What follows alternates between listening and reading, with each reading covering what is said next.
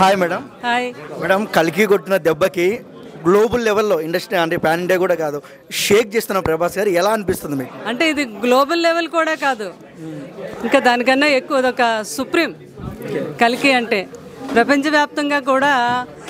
మనము అప్పుడు ఇక్కడ ఇండియాలో అందరూ ఏవో మార్వెల్ డైరెక్టర్స్ అంట, అది ఆ సృష్టించడం వెనకాతలు అవన్నీ కూడా వాళ్ళు తప్ప ఎవరు తీయలేరు అన్న దాన్ని తిరగరాశారు ఈరోజు మన రాజమౌళి గారు అయితే ఏంటి, ఇప్పుడు నాగి గారు అది ప్రూవ్ చేశారు. ఇలాంటి అద్భుతమైన సినిమా ఇంటర్నేషనల్ లెవెల్ కాదు, ఇంకా అవన్నీ దాటుకుంటూ ఖండాలు దాటుకుంటూ ఈ రోజుకి కూడా సంబరాలు జరుపుకుంటుంది. ఇది ఎన్నాళ్ళు ఈ సంబరాలు అంటే ఇంకా 1 year అవ్వచ్చు, దీనికి అంతం కూడా ఉండదేమో.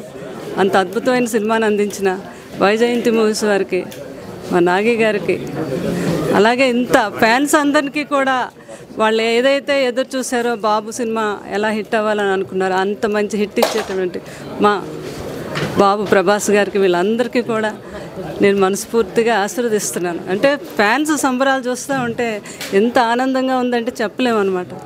మేము కోరుకున్నాం ఏదైతే వాళ్ళు కళ్ళల్లో ఏ ఆనందం అయితే చూద్దాం అనుకున్నామో ఆ ఆనందాన్ని ఈరోజు చూడగలిగాము. ఓకే మేడం, రెబల్ స్టార్ ఫ్యాన్సే కాదు, అంటే నేను పబ్లిక్ టాక్ తీసుకుంటున్నప్పుడు మేము పవన్ కళ్యాణ్ గారి తాలూకా, మేము ఎన్టీఆర్ గారి తాలూకా అని చాలామంది ఎన్టీఆర్ ఫ్యాన్స్, పవన్ కళ్యాణ్ ఫ్యాన్స్ బ్రహ్మరథం పడుతున్నారు కల్కికి. ఎలా అనిపిస్తుంది మీకు? చాలా ఆనందం. అందరూ కూడా నన్ను అక్కడ కూడా అడగడం జరిగింది. అందరూ కూడా ప్రతి ఒక్కరూ కూడా ఓన్ చేసుకొని ఫ్యాన్స్ అందరూ కూడా, మా రెబల్ ఫ్యాన్సే కాదు, పవన్ కళ్యాణ్ గారు పవన్ ఫ్యాన్సే కాదు, మీరు అంటున్నారు జూనియర్ ఎన్టీఆర్ గారు ఫ్యాన్స్ కూడా, ఈ ఫ్యాన్స్ అందరూ కూడా ఒక హీరోని ఇలా ఓన్ చేసుకొని ఈ మూవీని ఇంత హిట్ చేశారు అంటే వాళ్ళందరికీ కూడా నా తరపున నేను వాళ్ళందరినీ కూడా ఆశీర్వదిస్తున్నాను, దీవిస్తున్నాను. అండ్ రెబల్ స్టార్ ఫ్యాన్స్కి ఏం చెప్తారు మేడం మీరు మీ తరపు నుంచి? మా ఫ్యాన్స్ అందరూ మీరు ఎలా సంబరాలు చేసుకుంటున్నారో నేను మీతో పాటు నేను కూడా యంగ్ రెబల్ స్టార్ గారికి ఒక ఫ్యాన్నే. ఆ సంబరాల్లో నేను కూడా భాగస్వామి అవుతున్నాను. అది మా ఫ్యాన్స్ నేను చెప్తాను. Thank you madam.